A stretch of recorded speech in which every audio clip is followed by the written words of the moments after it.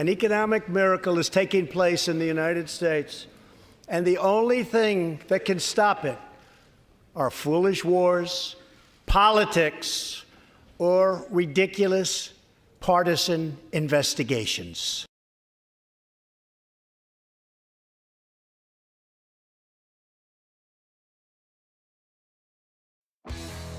You never know what kind of opportunity could be right around the corner.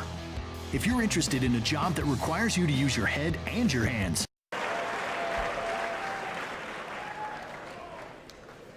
Thank you very much, Madam Speaker, Mr. Vice President, members of Congress, the First Lady of the United States,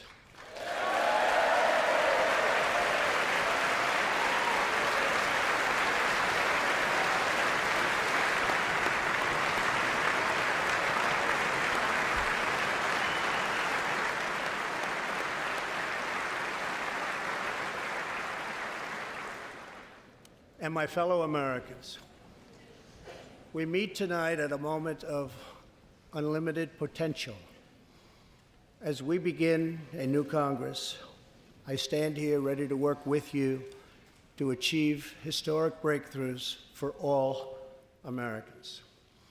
Millions of our fellow citizens are watching us now gathered in this great chamber, hoping that we will govern not as two parties, but as one nation.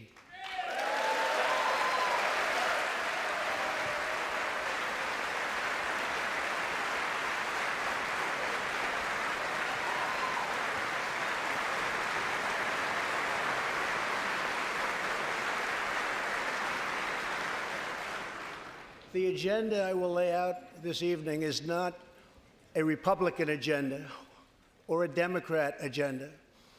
It's the agenda of the American people. Many of us have campaigned on the same core promises: to defend American jobs and demand fair trade for American workers, to rebuild and revitalize our nation's infrastructure, to reduce the price of health care and prescription drugs, to create an immigration system that is safe, lawful, modern, and secure, and to pursue a foreign policy that puts America's interest first. There is a new opportunity in American politics if only we have the courage together to seize it.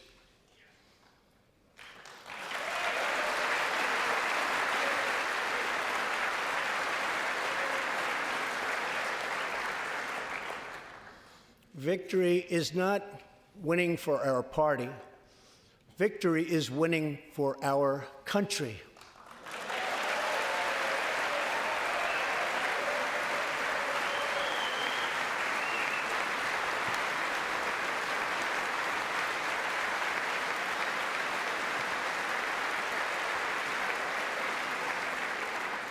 This year, America will recognize two important anniversaries that show us the majesty of America's mission and the power of American pride.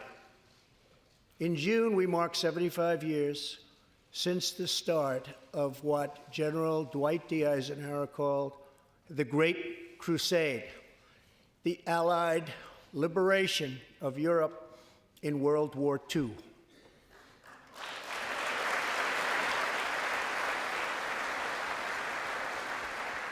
On D-Day, June 6, 1944, 15,000 young American men jumped from the sky, and 60,000 more stormed in from the sea to save our civilization from tyranny.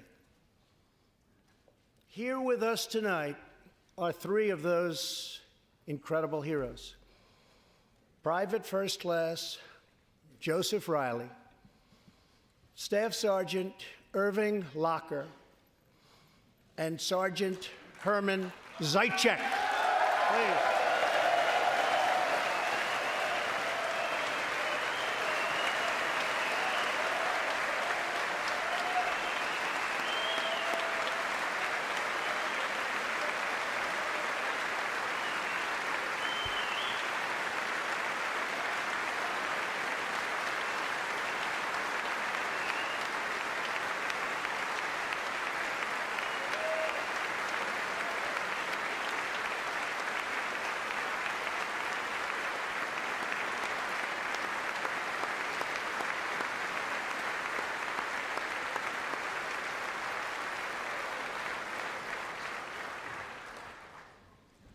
gentlemen, we salute you. In 2019, we also celebrate 50 years since brave young pilots flew 250,000 miles through space to plant the American flag on the face of the moon. Half a century later, we are joined by one of the Apollo 11 astronauts who planted that flag, Buzz Aldrin.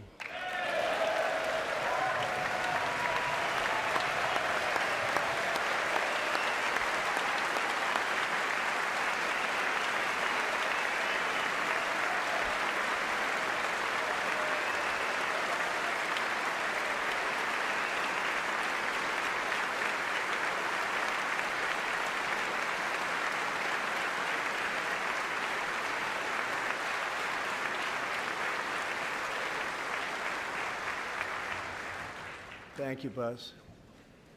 This year, American astronauts will go back to space on American rockets.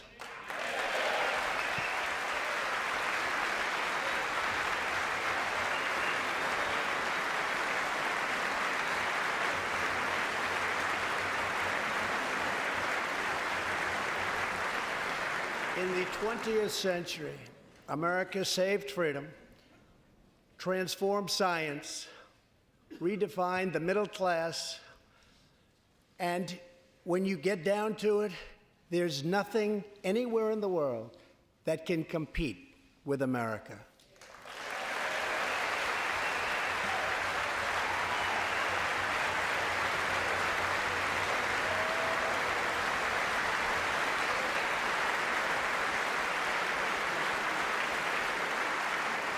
Now we must step boldly and bravely into the next chapter of this great American adventure, and we must create a new standard of living for the 21st century. An amazing quality of life for all of our citizens is within reach. We can make our community safer, our families stronger, our culture richer, our faith deeper, and our middle class bigger and more prosperous than ever before.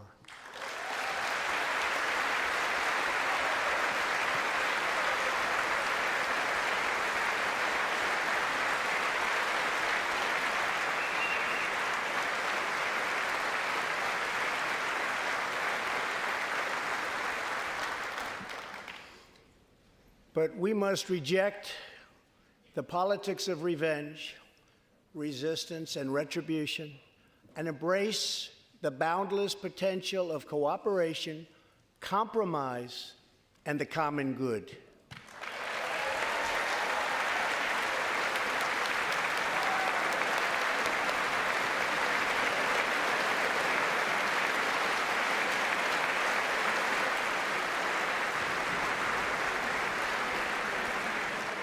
Together, we can break decades of political stalemate.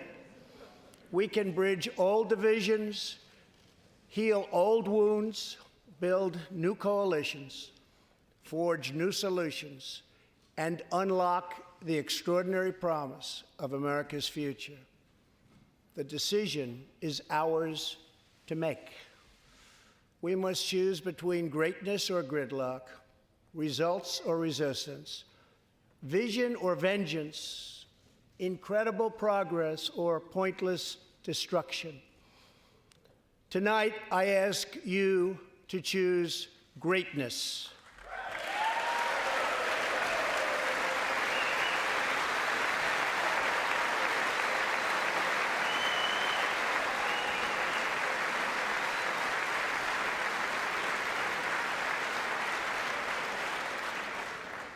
Over the last 2 years, my administration has moved with urgency and historic speed to confront problems neglected by leaders of both parties over many decades. In just over 2 years since the election, we have launched an unprecedented economic boom, a boom that has rarely been seen before. There's been nothing like it. We have created 5.3 million new jobs, and importantly added 600,000 new manufacturing jobs, something which almost everyone said was impossible to do. But the fact is, we are just getting started.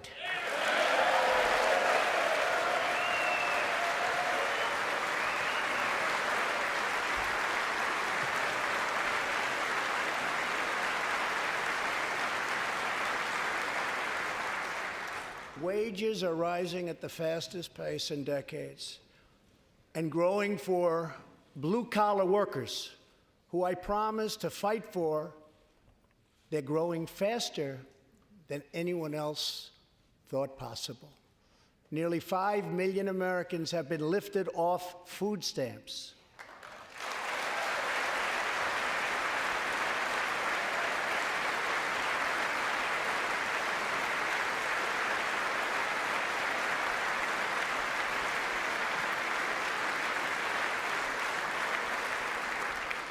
The U.S. economy is growing almost twice as fast today as when I took office, and we are considered far and away the hottest economy anywhere in the world, not even close.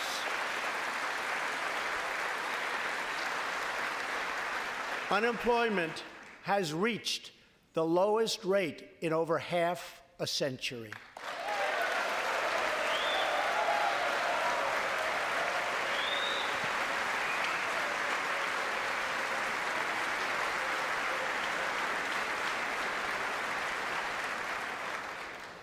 African American, Hispanic American, and Asian American unemployment have all reached their lowest levels ever recorded.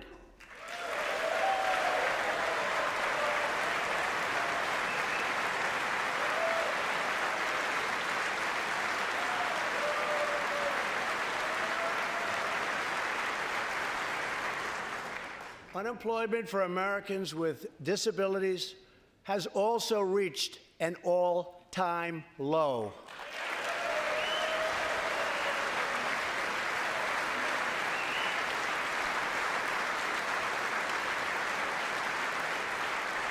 More people are working now than at any time in the history of our country. 157 million people at work.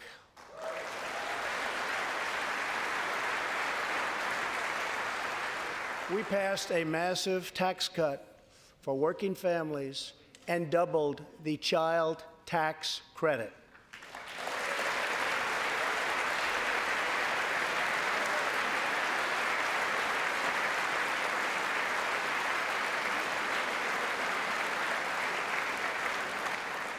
We virtually ended the estate tax, or death tax, as it is often called, on small businesses, for ranches, and also for family farms.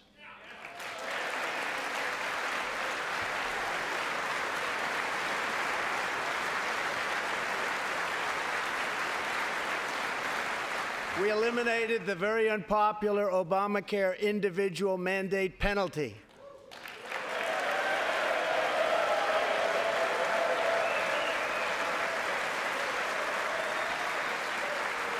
And to give critically ill patients access to life-saving cures, we passed, very importantly, Right to Try.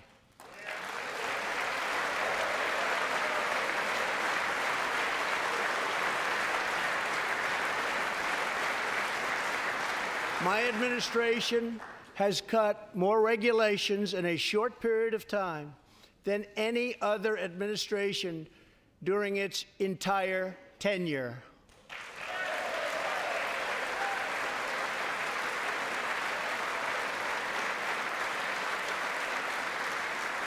Companies are coming back to our country in large numbers, thanks to our historic reductions in taxes and regulations.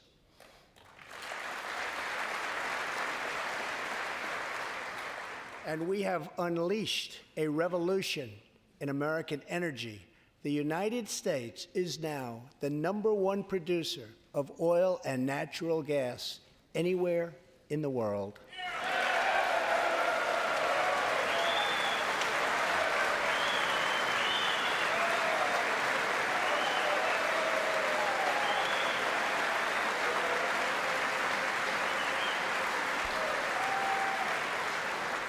And now, for the first time in 65 years, we are a net exporter of energy.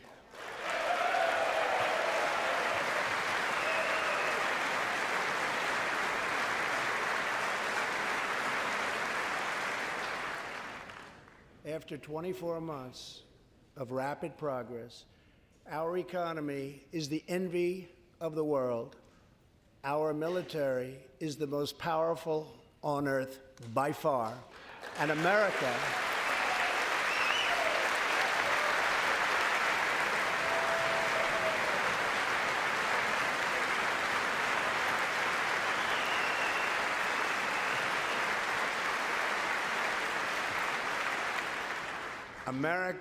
is again winning each and every day.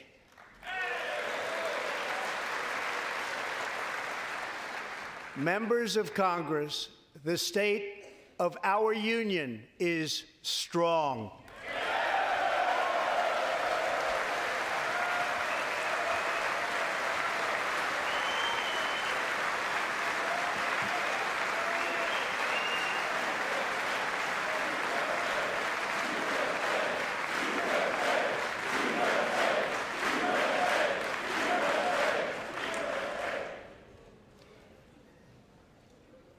That sounds so good. Our country is vibrant, and our economy is thriving like never before. On Friday, it was announced that we added another 304,000 jobs last month alone, almost double the number expected.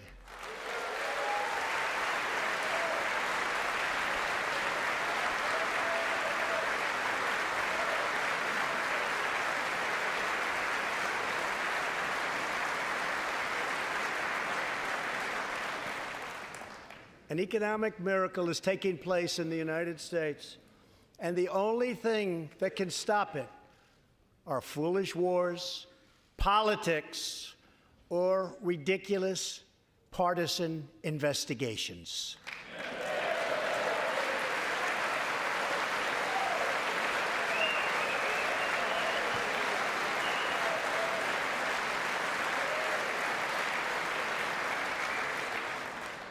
If there is going to be peace and legislation, there cannot be war and investigation. It just doesn't work that way. We must be united at home to defeat our adversaries abroad. This new era of cooperation can start with finally confirming the more than 300 highly qualified nominees who are still stuck in the Senate, in some cases years and years waiting. Not right.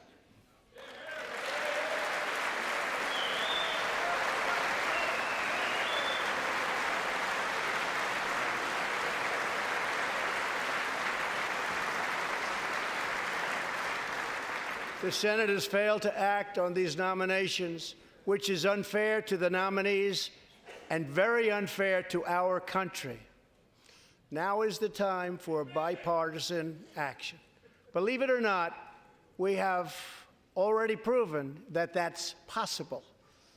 In the last Congress, both parties came together to pass unprecedented legislation to confront the opioid crisis, a sweeping new farm bill, historic VA reforms, and after 4 decades of rejection, we passed VA accountability so that we can finally terminate those who mistreat our wonderful veterans.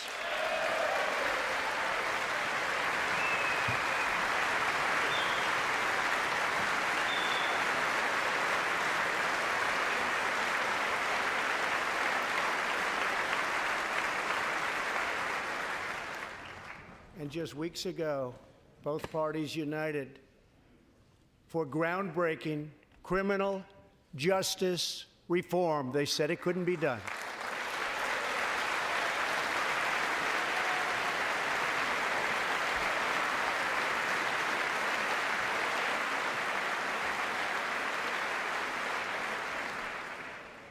Last year, I heard through friends the story of Alice Johnson. I was deeply moved. In 1997, Alice was sentenced to life in prison as a first-time nonviolent drug offender. Over the next 22 years, she became a prison minister, inspiring others to choose a better path. She had a big impact on that prison population and far beyond. Alice's story underscores the disparities and unfairness that can exist in criminal sentencing and the need to remedy this total injustice.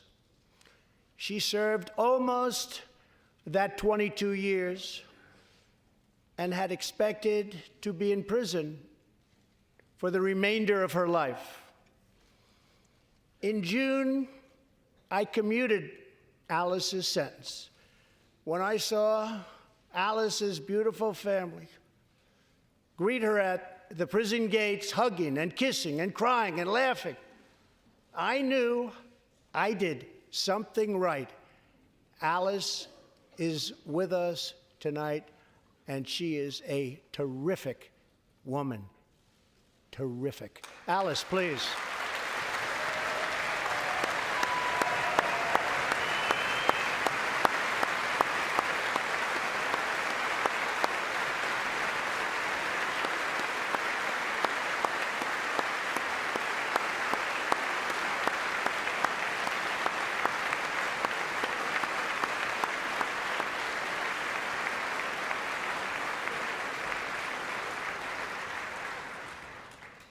Alice, thank you for reminding us that we always have the power to shape our own destiny. Thank you very much, Alice. Thank you very much.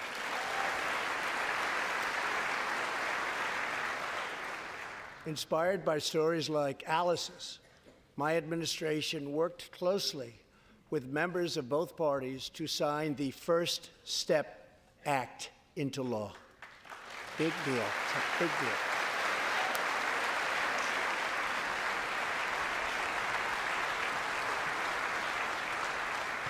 This legislation reformed sentencing laws that have wrongly and disproportionately harmed the African American community. The First Step Act gives nonviolent offenders the chance to re-enter society as productive, law-abiding citizens. Now, states across the country are following our lead. America is a nation that believes in redemption. We are also joined tonight by Matthew Charles from Tennessee. In 1996, at the age of 30, Matthew was sentenced to 35 years for selling drugs and related offenses. Over the next 2 decades, he completed more than 30 Bible studies, became a law clerk, and mentored many of his fellow inmates. Now Matthew is the very first person to be released from prison under the First Step Act.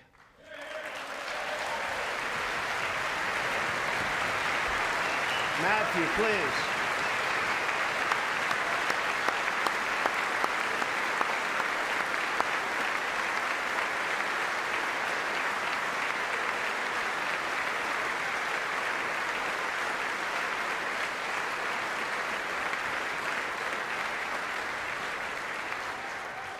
Thank you, Matthew. Welcome home.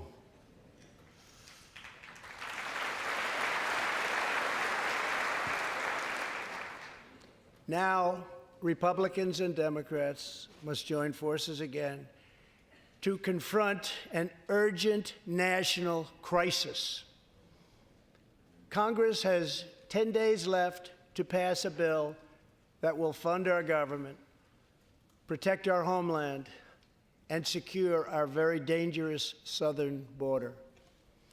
Now is the time for Congress to show the world that America is committed to ending illegal immigration and putting the ruthless coyotes, cartels, drug dealers, and human traffickers out of business.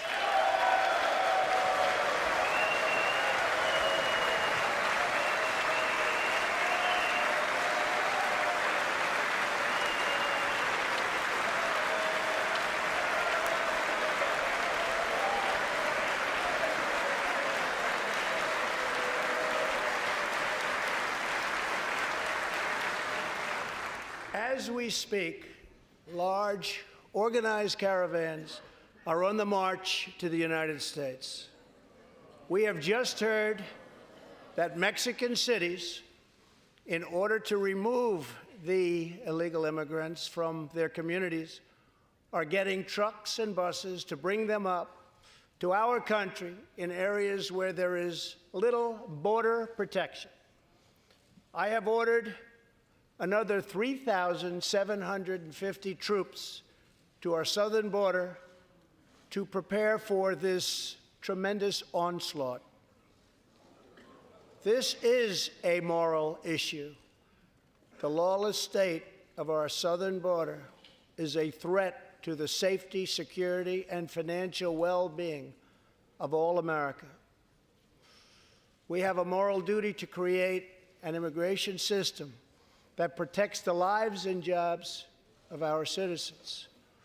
This includes our obligation to the millions of immigrants living here today who followed the rules and respected our laws. Legal immigrants enrich our nation and strengthen our society in countless ways.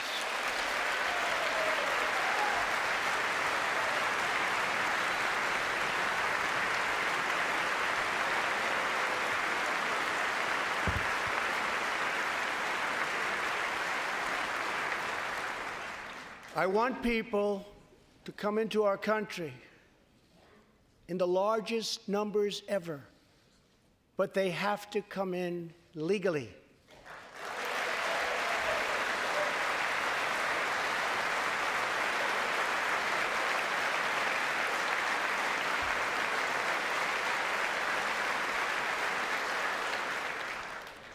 Tonight, I am asking you to defend our very dangerous southern border out of love and devotion to our fellow citizens and to our country. No issue better illustrates the divide between America's working class and America's political class than illegal immigration.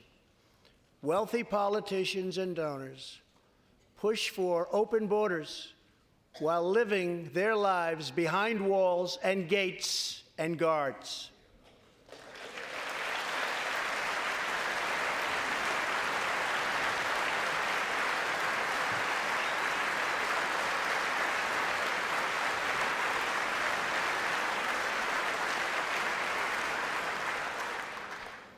Meanwhile, working-class Americans are left to pay the price for mass illegal immigration. Reduced jobs, lower wages, overburdened schools, hospitals that are so crowded you can't get in, increased crime, and a depleted social safety net.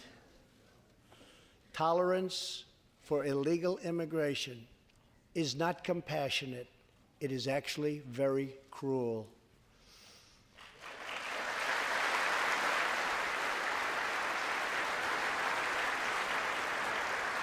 One in 3 women is sexually assaulted on the long journey north.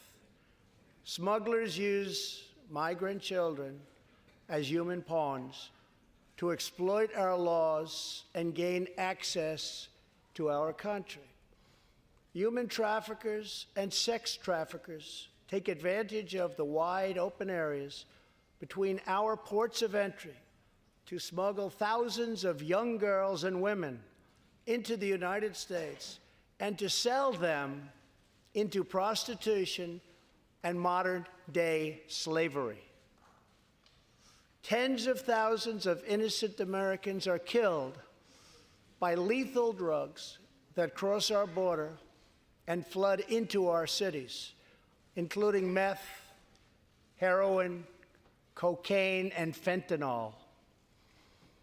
The savage gang, MS-13, now operates in at least 20 different American states, and they almost all come through our southern border. Just yesterday, an MS-13 gang member was taken into custody for a fatal shooting on a subway platform in New York City. We are removing these gang members by the thousands, but until we secure our border, they're going to keep streaming right back in. Year after year, countless Americans are murdered by criminal, illegal aliens. I've gotten to know many wonderful angel moms and dads and families. No one should ever have to suffer the horrible heartache that they have had to endure. Here tonight is Deborah Bissell.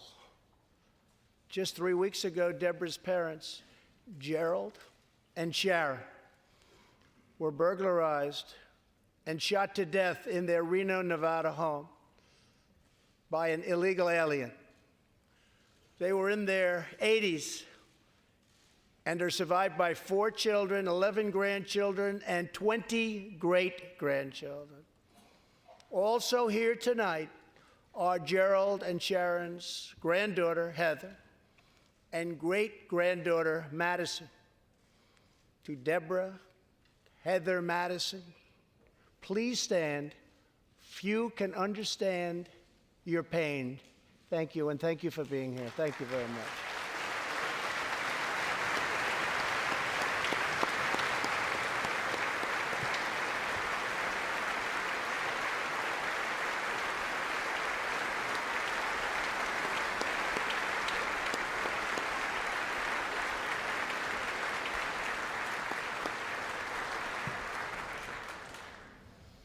I will never forget, and I will fight for the memory of Gerald and Sharon, that it should never happen again. Not one more American life should be lost because our nation failed to control its very dangerous border. In the last 2 years, our brave ICE officers made 266,000 arrests of criminal aliens, including those charged or convicted of nearly 100,000 assaults, 30,000 sex crimes, and 4,000 killings or murders.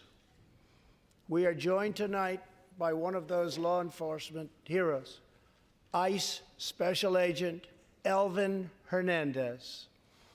When Elvin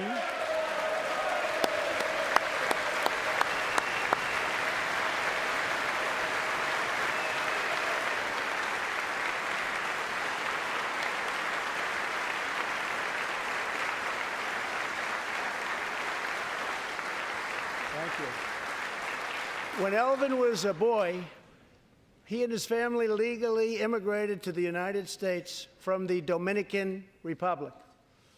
At the age of 8, Elvin told his dad he wanted to become a special agent. Today, he leads investigations into the scourge of international sex trafficking.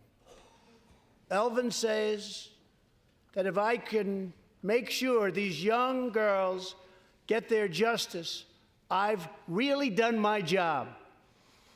Thanks to his work and that of his incredible colleagues, more than 300 women and girls have been rescued from the horror of this terrible situation. And more than 1,500 sadistic traffickers have been put behind bars.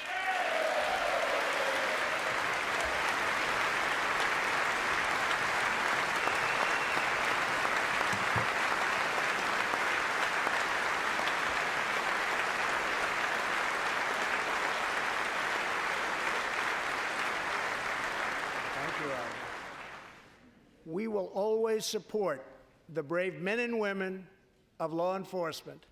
And I pledge to you tonight that I will never abolish our heroes from ICE. Thank you.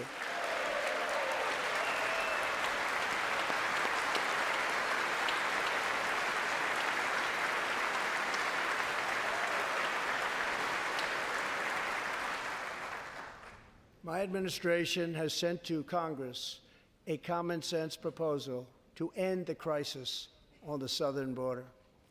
It includes humanitarian assistance, more law enforcement, drug detection at our ports, closing loopholes that enable child smuggling, and plans for a new physical barrier or wall to secure the vast areas between our ports of entry.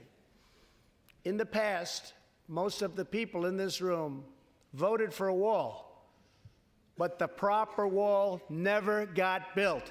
I will get it built.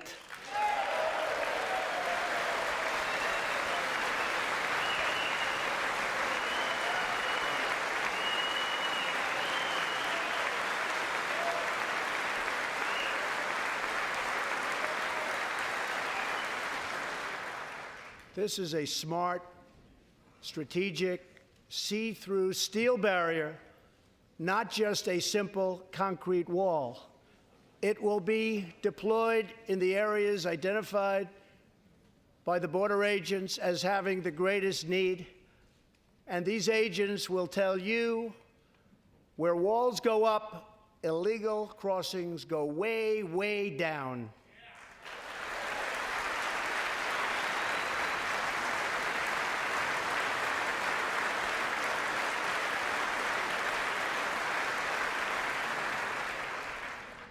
San Diego used to have the most illegal border crossings in our country.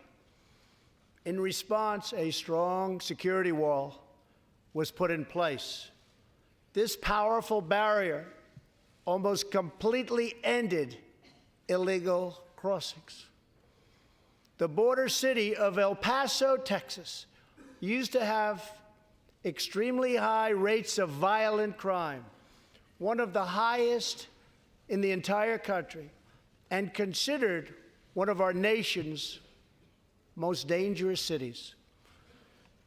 Now, immediately upon its building, with a powerful barrier in place, El Paso is one of the safest cities in our country. Simply put, walls work and walls save lives.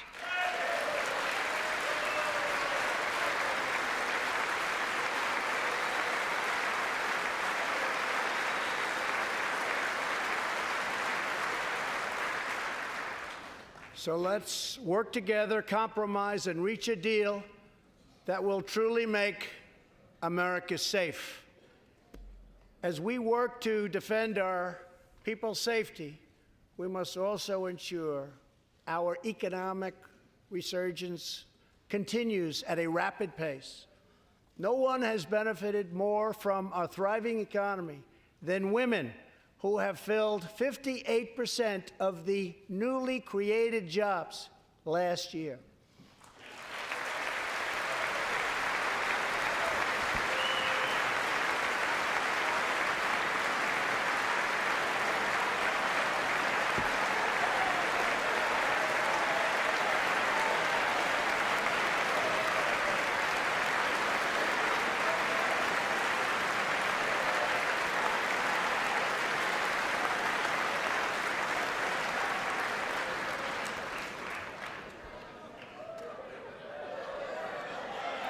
You weren't supposed to do that. Thank you very much. Thank you very much. All Americans can be proud that we have more women in the workforce than ever before.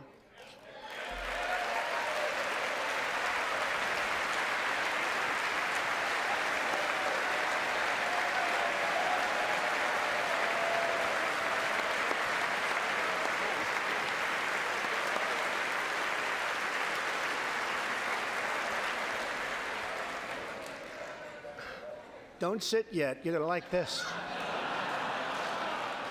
And exactly 1 century after Congress passed the constitutional amendment giving women the right to vote, we also have more women serving in Congress than at any time before.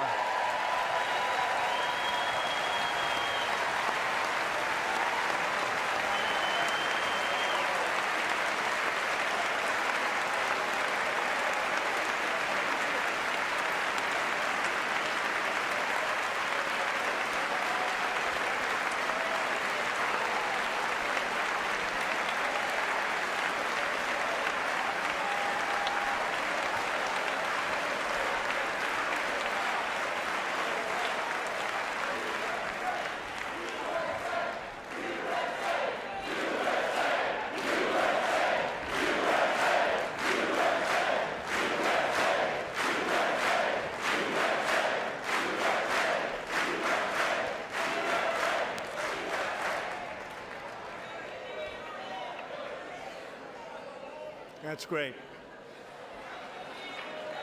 Very great. And congratulations. That's great. As part of our commitment to improving opportunity for women everywhere, this Thursday, we are launching the first ever government-wide initiative focused on economic empowerment for women in developing countries. To build on, thank you. To build on our incredible economic success, one priority is paramount: reversing decades of calamitous trade policies. So bad. We are now making it clear to China that after years of targeting our industries and stealing our intellectual property, the theft of American jobs and wealth has come to an end.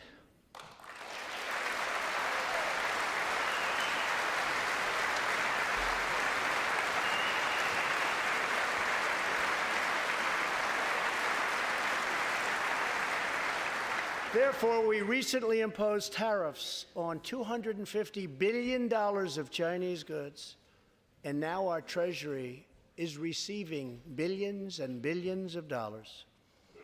But I don't blame China for taking advantage of us.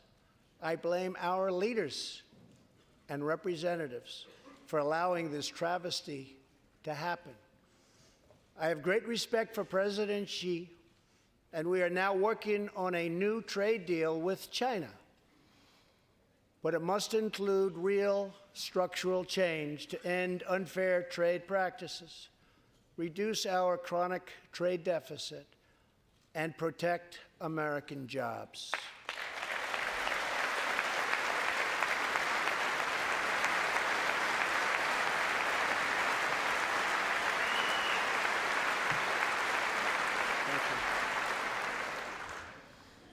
Another historic trade blunder was the catastrophe known as NAFTA.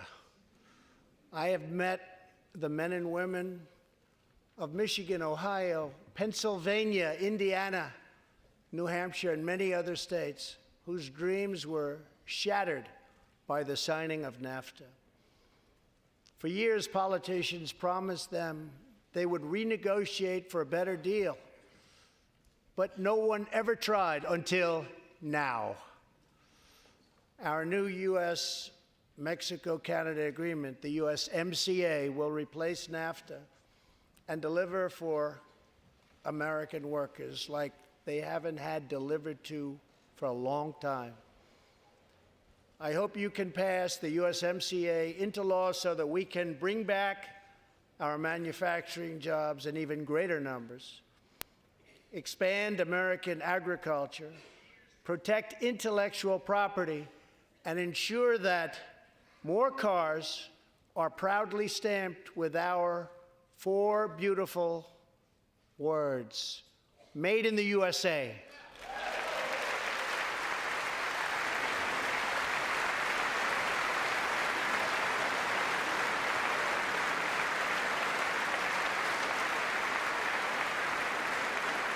Tonight, I am also asking you to pass the United States Reciprocal Trade Act so that if another country places an unfair tariff on an American product, we can charge them the exact same tariff on the exact same product that they sell to us.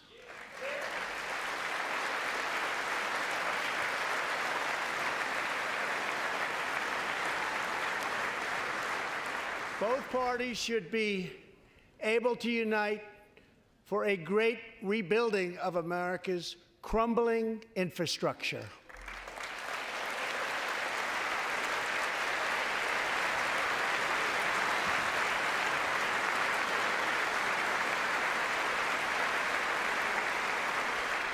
I know that Congress is eager to pass an infrastructure bill, and I am eager to work with you on legislation to deliver new and important infrastructure investment, including investments in the cutting-edge industries of the future. This is not an option. This is a necessity. The next major priority for me and for all of us should be to lower the cost of health care and prescription drugs, and to protect patients with pre-existing conditions.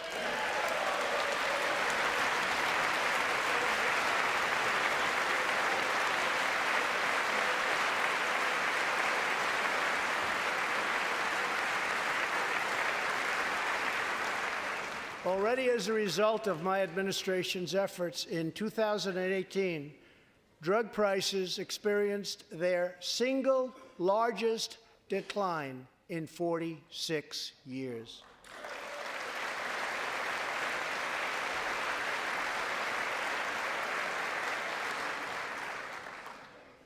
But we must do more. It's unacceptable that Americans pay vastly more than people in other countries for the exact same drugs, often made in the exact same place. This is wrong, this is unfair, and together we will stop it, and we'll stop it fast.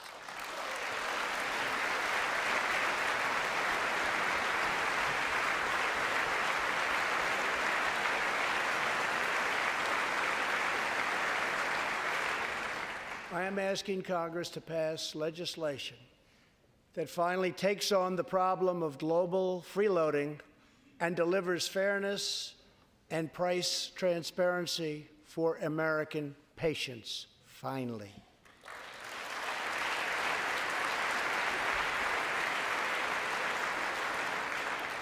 We should also require drug companies, insurance companies, and hospitals to disclose real prices to foster competition and bring costs way down.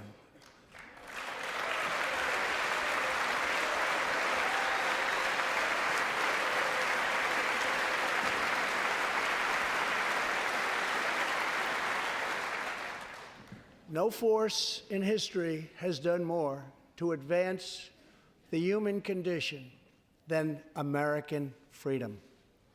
In recent years,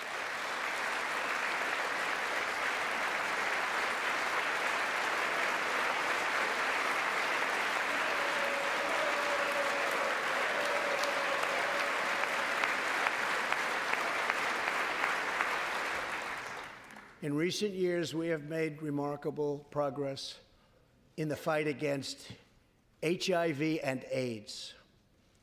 Scientific breakthroughs have brought a once distant dream within reach.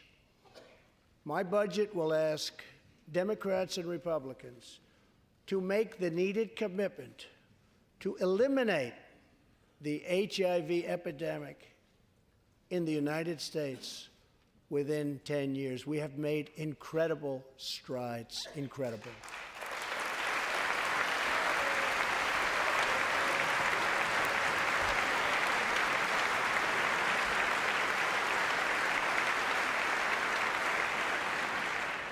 Together, we will defeat AIDS in America and beyond.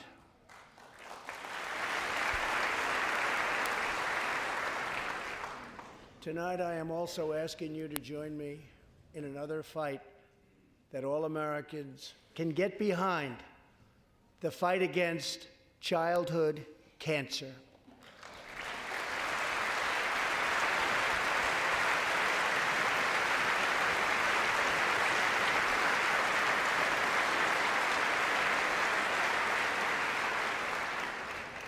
Joining Melania in the gallery this evening is a very brave 10-year-old girl, Grace Eline. Every birthday,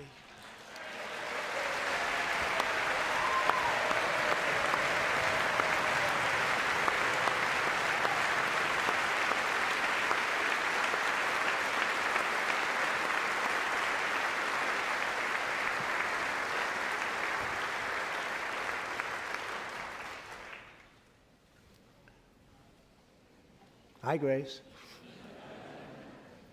Every birthday since she was 4, Grace asked her friends to donate to St. Jude's Children's Hospital.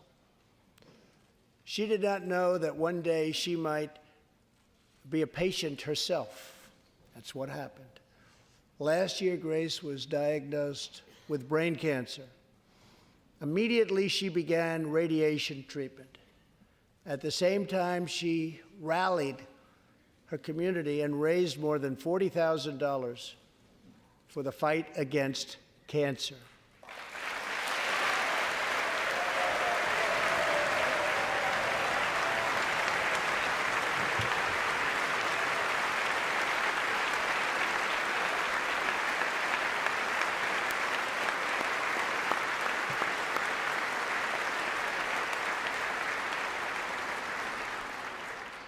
When Grace completed treatment last fall, her doctors and nurses cheered.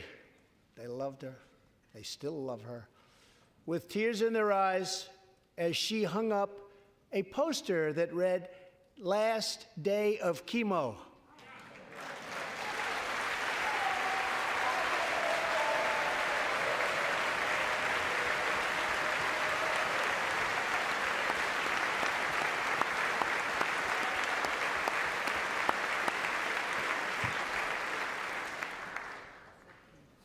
Thank you very much, Grace. You are a great inspiration to everyone in this room. Thank you very much. Many childhood cancers have not seen new therapies in decades. My budget will ask Congress for $500 million over the next 10 years to fund this critical life-saving research. To help support working parents, the time has come to pass school choice for Americans' children.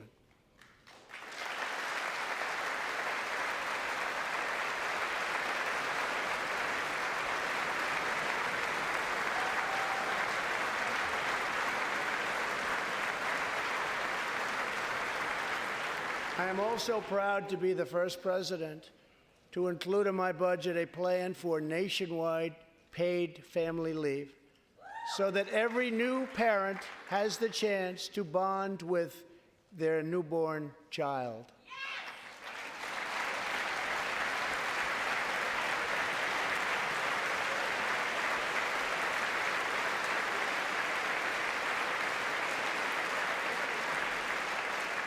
There could be no greater contrast to the beautiful image of a mother holding her infant child than the chilling displays our nation saw in recent days. Lawmakers in New York cheered with delight upon the passage of legislation that would allow a baby to be ripped from the mother's womb moments from birth. These are living, feeling, beautiful babies who will never get the chance to share their love and their dreams with the world. And then we had the case of the governor of Virginia, where he stated he would execute a baby after birth. To defend the dignity of every person, I am asking Congress to pass legislation to prohibit the late-term abortion of children who can feel pain in the mother's womb.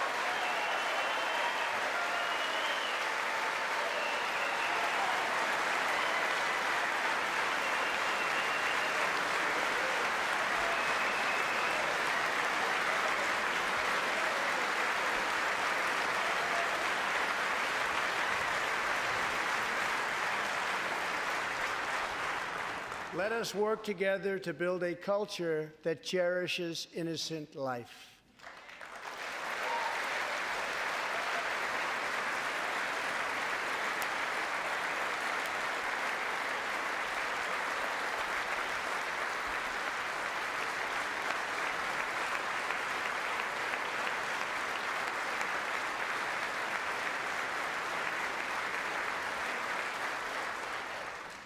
And let us reaffirm a fundamental truth. All children, born and unborn, are made in the holy image of God. The final part of my agenda is to protect American security. Over the last 2 years, we have begun to fully rebuild the United States military with $700 billion last year and $716 billion this year. We are also getting other nations to pay their fair share.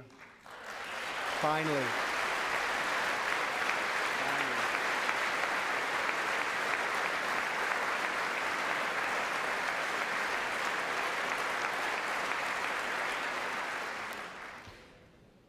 For years, the United States was being treated very unfairly by friends of ours, members of NATO. But now we have secured, over the last couple of years, more than $100 billion of increase in defense spending from our NATO allies. They said it couldn't be done.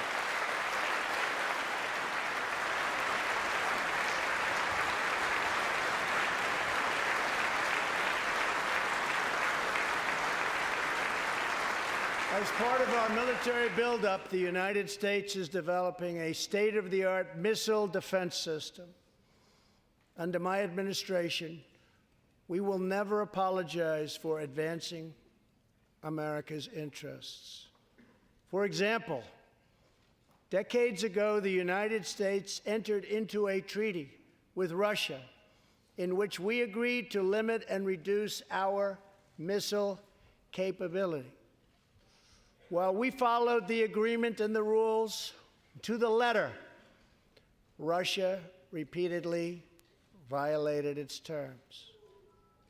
It's been going on for many years.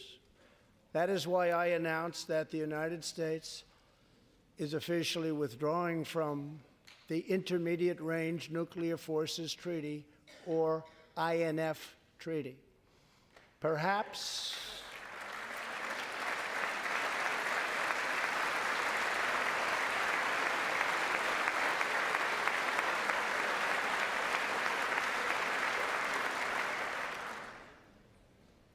we really have no choice. Perhaps we can negotiate a different agreement, adding China and others, or perhaps we can't, in which case we will outspend and out-innovate all others by far.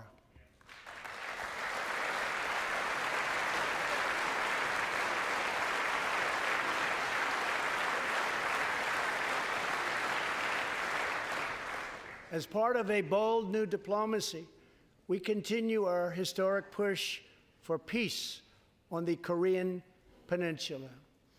Our hostages have come home. Nuclear testing has stopped, and there has not been a missile launch in more than 15 months. If I had not been elected President of the United States, we would right now, in my opinion, be in a major war with North Korea.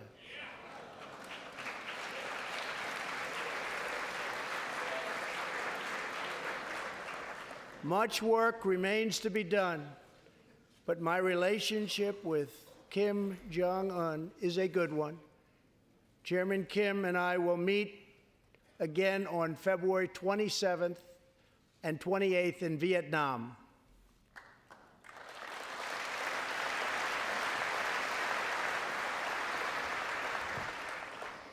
2 weeks ago, the United States officially recognized the legitimate government of Venezuela and its new president, Juan Guaido.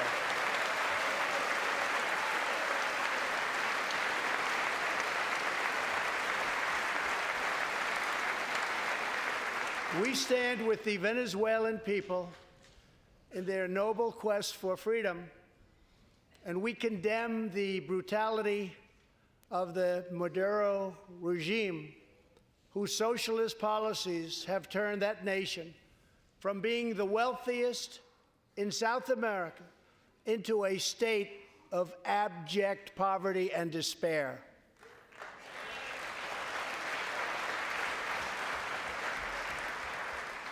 Here in the United States, we are alarmed by the new calls to adopt socialism in our country.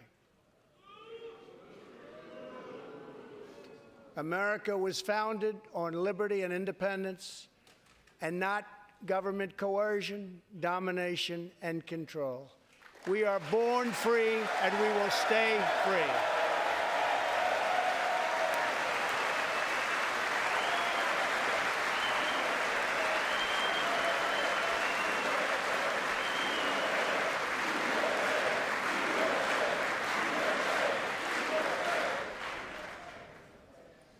Tonight, we renew our resolve that America will never be a socialist country.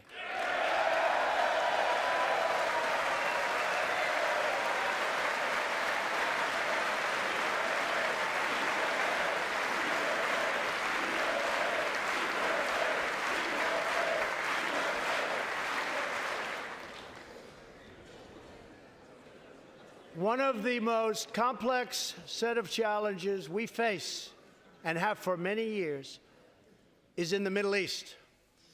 Our approach is based on principled realism, not discredited theories that have failed for decades to yield progress.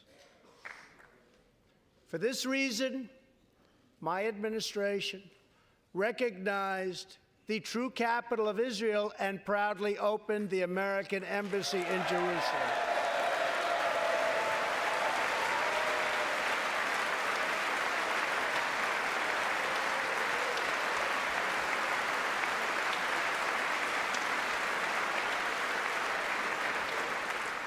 Our brave troops have now been fighting in the Middle East for almost 19 years. In Afghanistan and Iraq, nearly 7,000 American heroes have given their lives. More than 52,000 Americans have been badly wounded. We have spent more than $7 trillion in fighting wars in the Middle East. As a candidate for president, I loudly pledged a new approach. Great nations do not fight endless wars.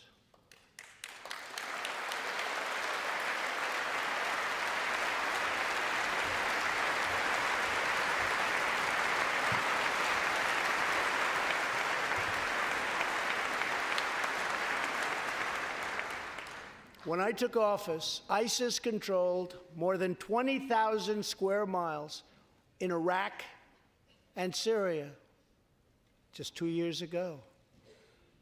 Today, we have liberated virtually all of the territory from the grip of these bloodthirsty monsters. Now, as we work with our allies to destroy the remnants of ISIS, it is time to give our brave warriors in Syria a warm welcome home. I have also accelerated our negotiations to reach, if possible, a political settlement in Afghanistan.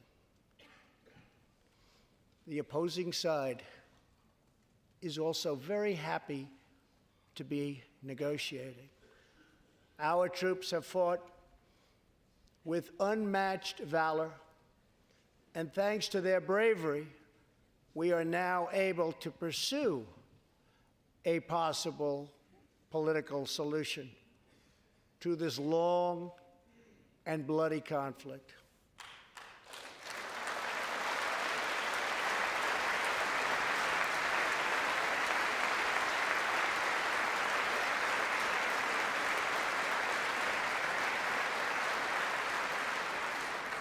In Afghanistan, my administration is holding constructive talks with a number of Afghan groups, including the Taliban. As we make progress in these negotiations, we will be able to reduce our troops' presence and focus on counterterrorism, and we will indeed focus on counterterrorism. We do not know whether we'll achieve an agreement, but we do know that after 2 decades of war, the hour has come to at least try for peace, and the other side would like to do the same thing. It's time.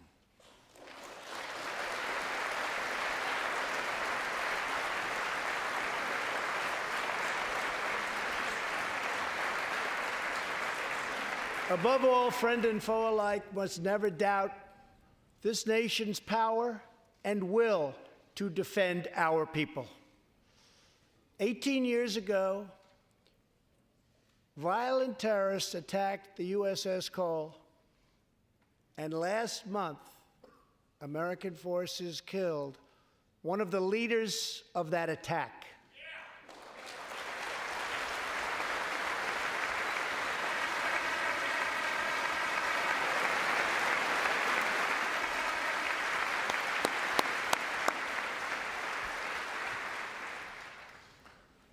We are honored to be joined tonight by Tom Wibberley, whose son, Navy seaman Craig Wibberley, was one of the 17 sailors we tragically lost. Tom, we vow to always remember the heroes of the USS Cole. Thank you, Tom.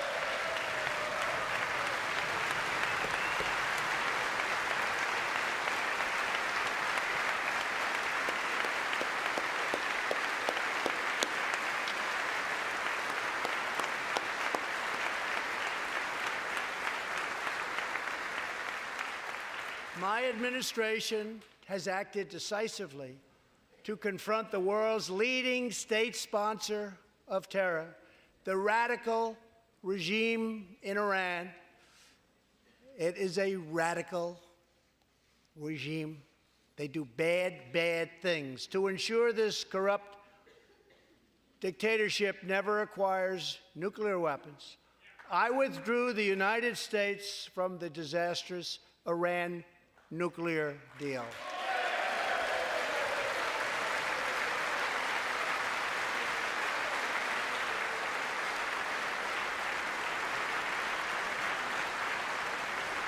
And last fall, we put in place the toughest sanctions ever imposed by us on a country.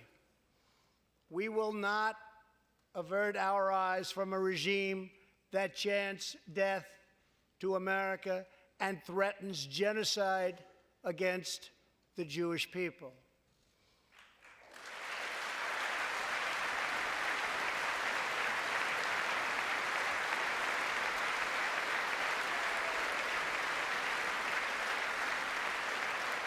We must never ignore the vile poison of anti-Semitism or those who spread its venomous creed.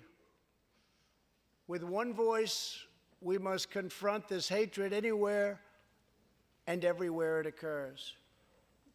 Just months ago, 11 Jewish Americans were viciously murdered in an anti-Semitic attack on the Tree of Life Synagogue in Pittsburgh.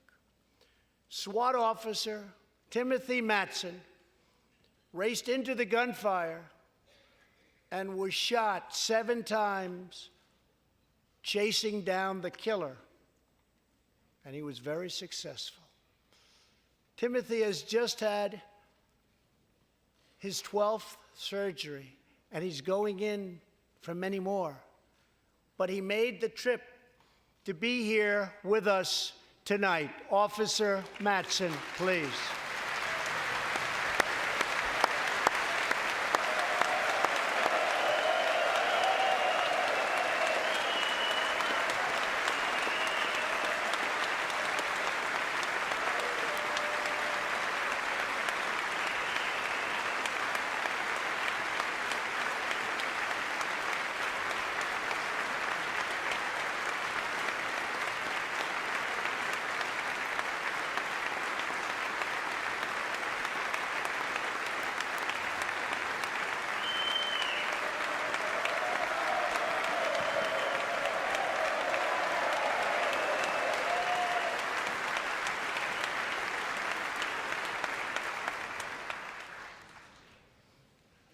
Thank you. We are forever grateful. Thank you very much. Tonight, we are also joined by Pittsburgh survivor, Judah Samet. He arrived at the synagogue as the massacre began. But not only did Judah narrowly escape death last fall, more than 7 decades ago, he narrowly survived the Nazi concentration camps. Today is Judah's 81st birthday.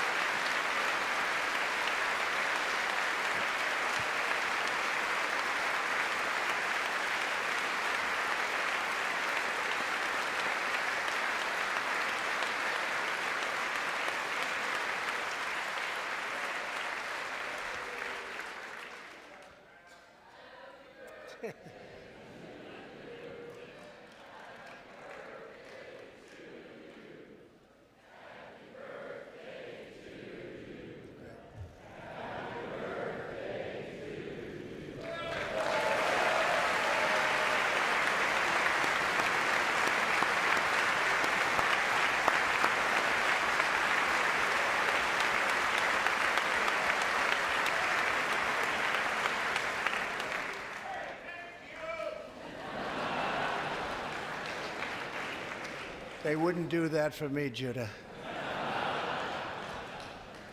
Judah says he can still remember the exact moment nearly 75 years ago, after 10 months in a concentration camp, when he and his family were put on a train and told they were going to another camp. Suddenly, the train screeched to a very strong halt. A soldier appeared. Judah's family braced for the absolute worst. Then his father cried out with joy, "It's the Americans! It's the Americans!"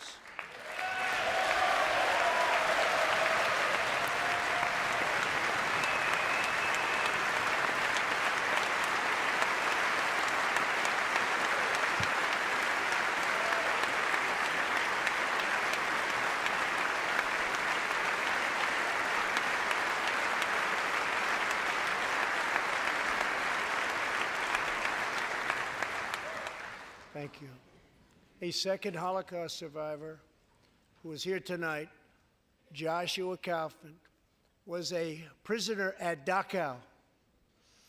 He remembers watching through a hole in the wall of a cattle car as American soldiers rolled in with tanks. To me, Joshua recalls, the American soldiers were proof that God exists. And they came down from the sky. They came down from heaven. I began this evening by honoring 3 soldiers who fought on D-Day in the Second World War. One of them was Herman Zaitchik. But there is more to Herman's story.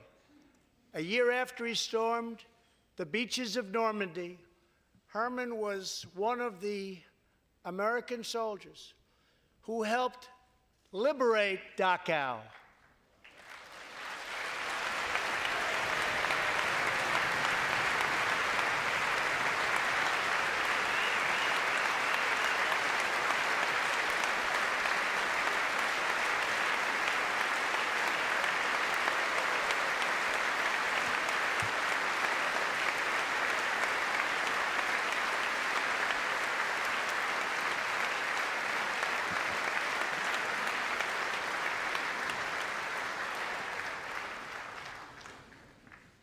He was one of the Americans who helped rescue Joshua from that hell on earth. Almost 75 years later, Herman and Joshua are both together in the gallery tonight, seated side by side, here in the home of American freedom. Herman and Joshua, your presence this evening is very much appreciated. Thank you very much.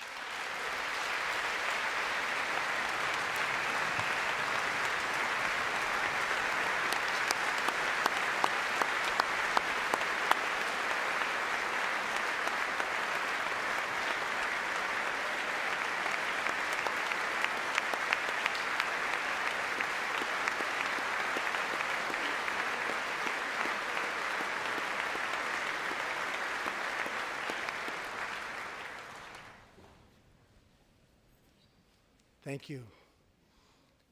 When American soldiers set out beneath the dark skies over the English Channel in the early hours of D-Day 1944, they were just young men of 18 and 19 hurtling on fragile landing craft toward the most momentous battle in the history of war. They did not know if they would survive the hour. They did not know if they would grow old, but they knew that America had to prevail. Their cause was this nation and generations yet unborn. Why did they do it? They did it for America. They did it for us. Everything that has come since our triumph over communism, our giant leaps of science and discovery, our unrivaled progress towards equality and justice, all of it is possible thanks to the blood and tears and courage and vision of the Americans who came before. Think of this Capitol. Think of this very chamber where lawmakers before you voted to end slavery, to build the railroads and the highways, and defeat fascism, to secure civil rights, and to face down evil empires. Here tonight, we have legislators from across this magnificent republic. You have come from the rocky shores of Maine and the volcanic peaks of Hawaii, from the snowy woods of Wisconsin and the red deserts of Arizona, from the green farms of Kentucky and the golden beaches of California.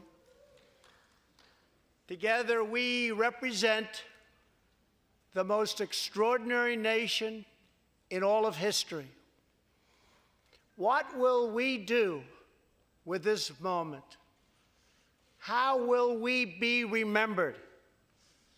I ask the men and women of this Congress, look at the opportunities before us.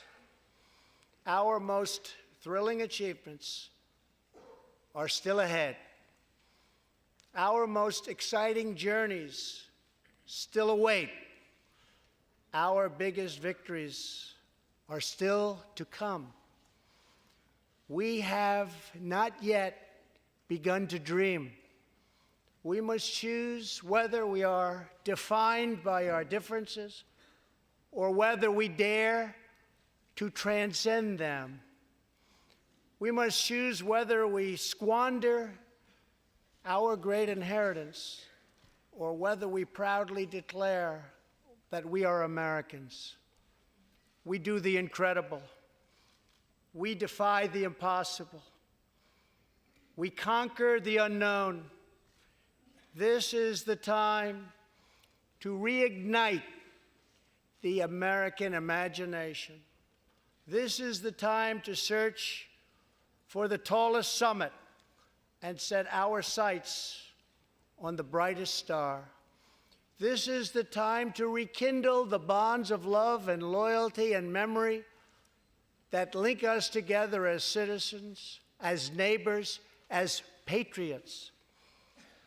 This is our future, our fate, and our choice to make. I am asking you to choose greatness. No matter the trials we face, no matter the challenges to come, we must go forward together. We must keep America first in our hearts. We must keep freedom alive in our souls. And we must always keep faith in America's destiny. That one nation, under God, must be the hope and the promise and the light and the glory among all the nations of the world. Thank you, God bless you, and God bless America. Thank you very much.